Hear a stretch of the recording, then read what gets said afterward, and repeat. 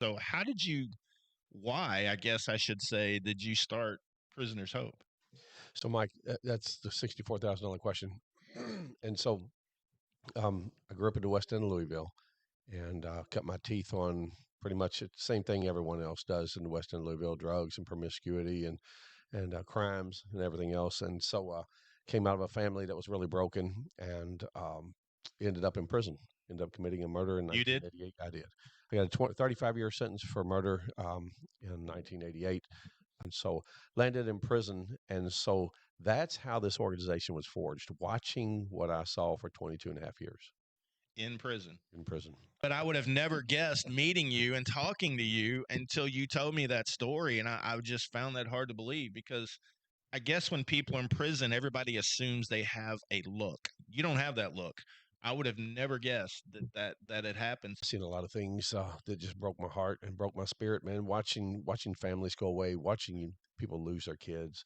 When you're there 10, 12, 15 years, man, no matter how loving your family is, they fade. Their help with you fades, their visits fade, kids grow up, kids go away, divorces happen. Men come and go. Recidivism's unbelievable. How often I've seen some of the same guys that I was close to leave. Before they left, they had that conversation saying, "Man, I'll never be back here. I've got a good plan in place." And then they came back 2 and 3 times.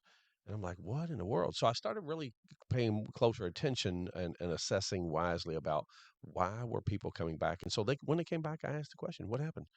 And so it was almost always the same thing, Mike. I didn't have a support base out there. I had no family. And so all those bridges burn. And when you walk out the door, you're on a hit list.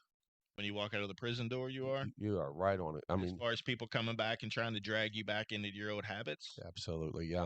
It happen at all. So a lot of the guys that have burned bridges that don't have families, when they walk out the door, they walk out with nothing. Khakis when you're in prison, not orange anymore, but you will walk out in khakis, and so lots of our guys do. Sometimes they'll have sweats or something, but they're pretty ragged. They have nowhere to go, and so we'll pick our people up when they walk out the door and bring them to our transitional space and begin working with them.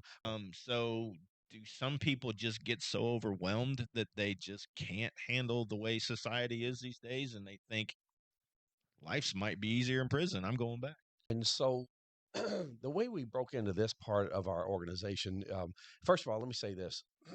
As a Christian organization, as you said earlier, Mike, our motto is this: in God's economy, there's no throwaways. I don't believe I for one like that. second that there's anybody that should be thrown